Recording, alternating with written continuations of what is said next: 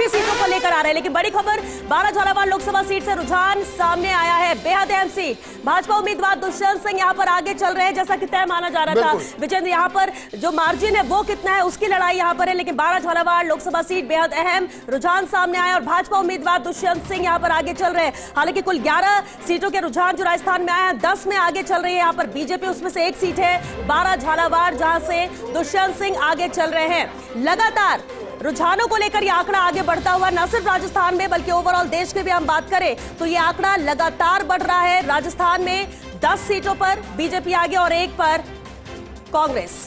और बिल्कुल इसके अलावा अलवर के अंदर भी भूपेंद्र यादव आगे चल रहे हैं। फिलहाल हम जो जानकारी आपको दे रहे हैं झालावाड़ 12 की है, क्योंकि यहाँ मार्जिन का ही खेल है।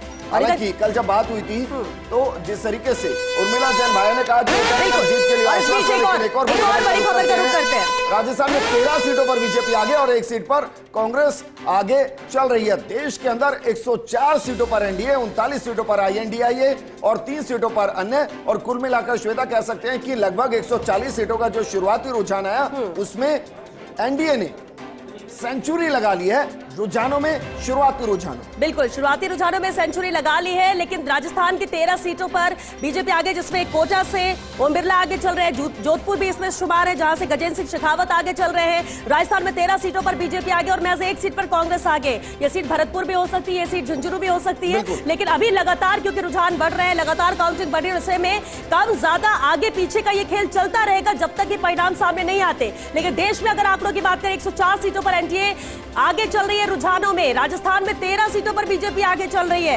राजस्थान और देश भर की भी बात करें तो ओवरऑल अच्छी खबर यहां पर बीजेपी और एनडीए के लिए है। 39 सीटों पर आईएनडीआईए आगे चल रही है और 3 पर अन्य आगे है। लेकिन राजस्थान में 13 सीटों पर बीजेपी आगे है, उसमें बाड़मेर भी हो सकती है। बहरहाल इस वक्त की बड़ी खबर का रुख करते हैं। देश में 118 सीटों पर एनडीए, 40 सीटों पर आईएनडीआईए और 4 सीटों पर इस वक्त अदर, और कुल मिलाकर 150 के आसपास सीटें जिनका रुझान सामने आ चुका है और उसमें हैट्रिक लगाने से आगे बढ़ती हुई एनडीए।